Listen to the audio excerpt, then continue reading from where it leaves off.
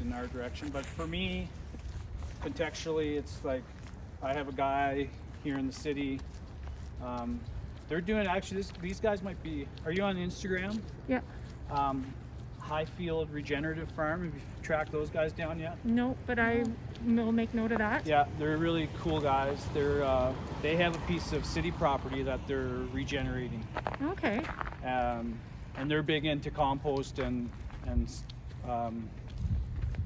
the other guy that's there is Highfield Regenerative Farm and Living Soil Solutions. Yeah, I've heard of them. Mike, you know Mike? Yeah.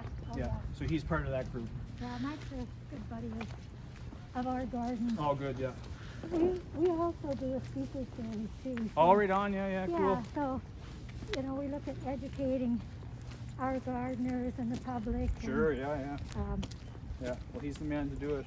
you bet. Now, with Well- your interest in the soils, Yeah. did you, when you're doing the soils in your garden, are you just working with what you have, or did you bring in a specific formula Yeah. of soil? I'm just working with what I have now. Okay.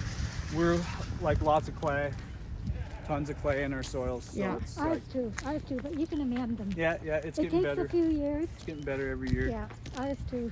And Mike drops off a bunch of compost and wood chips for me every year, so Okay. I don't have to create too much. I just kind of bring some in too. So you've got a lot of people who have just donated stuff Yeah, of throughout course. the time. And because we're that kind of a place, it's easy to sell. If my heart bleeds enough, people will pay. You just have to learn how to cry on demand. Yeah. I was pretty good at that for a while, but I've hardened up a little bit through COVID. Oh, I know. But at least you got your garden, right? Yeah, it was great. Like I said earlier, it was like it was perfect timing to have a big crop coming off there in September and October. So what are your thoughts about a geodome or a pyramid style? Yeah, I think the big thing is the insulation, right? Is like it has to be, in order to qualify as passive solar, and I think to retain your thermal mass inside, like you have to have a solid insulation, whether that's an ICF foundation. So if you were doing a geodesic style, I mean, you're gonna lose tons of heat if you don't have an insulated wall. Like our north wall is insulated right to the 16 feet. So you're losing heat, and if your goal is to be in there 4 seasons in this environment, to me, I always looked at what Rob built himself. Like, he's not going to build something that's not going to work himself, and he's built basically that greenhouse for himself. So I'm guessing, based on his level of experience and knowledge in the area, that's the greenhouse you should build. Now, just a quick question. What Sure. did that cost you? Because we never really, it's Uh, hard to pin that down as far as, Rob did make, let's step off the road here. Rob did make a projection on his build, yeah. because he's doing it right now, and he said around 70,000. Okay, that's actually a lot better than what we were sort of thinking. He said 70,000 for his is 800 square feet. Yeah. And the polycarbonate on this build, just for the glazing, was $5,500. So I think my materials costs were just a little bit over 50,000 For that size, okay. materials cost. And then that didn't include the solar panels or the... Yeah, the solar's nothing. all Like these- $3,000, $4,000 for that whole AGS system. Because it's just panels. Panels are cheap now. Storage is where you pay your money, right? In battery storage. What's the lifespan of the battery? Depends on what you use. Like those are lead acid that I use, like just traditional deep cycle. Those ones are out of golf carts. Oh, Yeah. They They literally are out of a golf cart is what I'm thinking. Yeah, they are. Yeah. so Yeah. they were recycled? Well, no, that's what Brand traditionally new, what they're used okay. for. Like a deep cycle RV battery would be the same. But Yeah. now there's tons of new technologies. Like the van that was outside my shop, that Sprinter is mine, Okay. and I put two. It's a 12-volt system, but I put two In 6 tandem type yeah, thing? in tandem, and they're like this tall. Yeah. They're 6 volts each, but they have 800 amp hours of storage, which is like quadruple or 5 times what I have in the greenhouse, just in my little van, and it costs around the same. So price is going down of all these elements, and efficiency is going up drastically. yeah. So it's like It just gets better. it just keeps getting better. Okay. Yeah. So that's something to keep in mind too. Is like it's cool to have especially if you're in a community. I think as a demonstration of efficiencies. You know, you could expand, like you could do like Rob at his place now has a solar array, like his own array. I don't know how big it is, but it's pretty big. But he's just put it separately in his property, and it's juicing up his house and his greenhouse and sending money back into the grid too. Oh, okay. Is he with, what is it, Leapfrog? No, what's I don't it know, called? he's way up north, so. Okay. Yeah. Kay, do you have any other questions about the building itself? Like, I mean, the outside of it, it looks like it's been cladded. Yeah, it's hardy board. It is hardy board, okay. Yeah, Okay. with cement board. Yeah, which is nice. It's a little bit more expensive, but it's nice. It's parged on the bottom. Because aesthetically, it's a very nice looking. It is a nice, Yeah. just simple. Yeah. Yeah. Simple. And it doesn't have design. that sucking air, wind kind of look of all that really light plastic material that some greenhouses get. Just looks, it sags. Yeah, yeah. Like, I like it very, very. Yeah, it's robust looking little yeah. place. It is.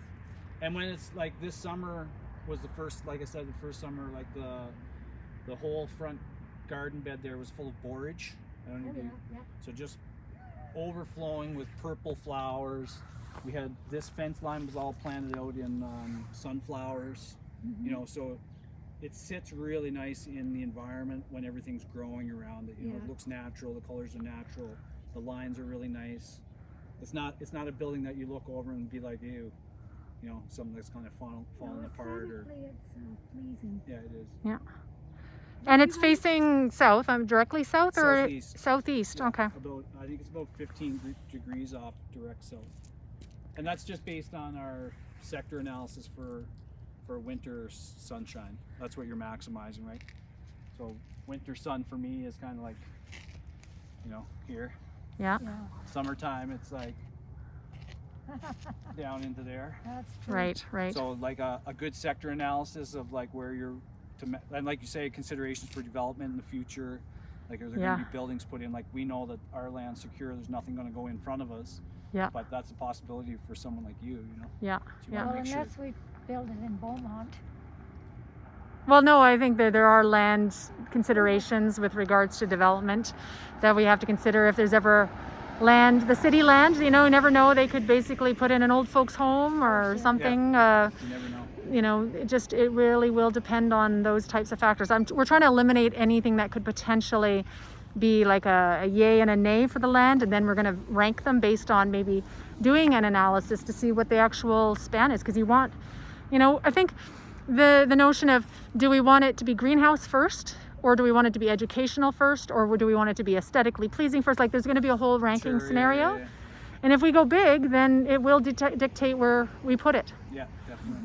And I think the groundswell is a great one for you guys to take a really close look at. okay, And like, if you can get in touch with Rob somehow, I know he's like horrifically busy, but we'll just say we know someone he likes quite a lot. yeah, you can throw my name around. I don't know how far that'll get, but I know they're, you know, very similar to your situation. It sounds like a really robust garden community. The community was really behind the organization.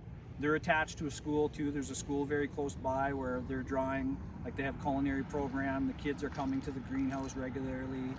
You know, it kind of has a very similar contextual feel to what you guys are trying to do. And they've had tons of challenges with people leaving the board and people fighting and getting to this and not happening, and then people getting burned out because they're the only ones driving development, and you know, all the things that come Yeah, with, and that was a concern with regards to the amount of people and the hours that they put into the gardens in the summer hours. It's almost like they won't go on hiatus. yeah. We need to draw on another like bit of energy. So that's why we're sort of thinking, if we connect ourselves with some of the universities or the programs that are related to that, then we have maybe a whole generation of volunteers that can come out of it, Sure, yeah. be part of that. So do you know anybody at any of the schools that would be in this No, kind of? I'm not really connected with, like, I'm No. connected with SAIT through Rob, because Rob works for SAIT also in Oh, okay. consultancy. Oh, So We didn't know that. yeah, he's we part didn't know that. he's part of the Green Tech division. What's his last name? Avis. Avis. You know, I've seen his name when I've He's verge permaculture. Yeah, but he's also now at SAIT. I think he's part-time there. You're helping us cut some corners and now just go straight at Rob. Yeah. Yeah. Yeah.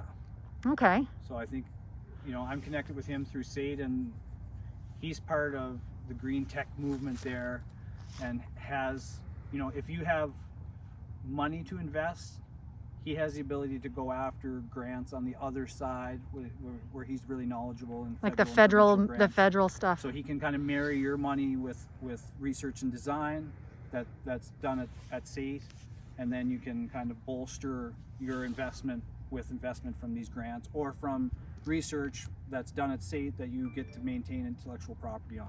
Is there considered to be a SAIT campus that has a facility like something like what you guys have? Has their lab there is really exceptional. You should tour it if you can. Oh, okay. They have like a green tech lab where they have all these systems all being deployed inside a building. Oh, okay. Well, I guess that would have been something we didn't think of inside of a building. Yeah. Yeah. Okay.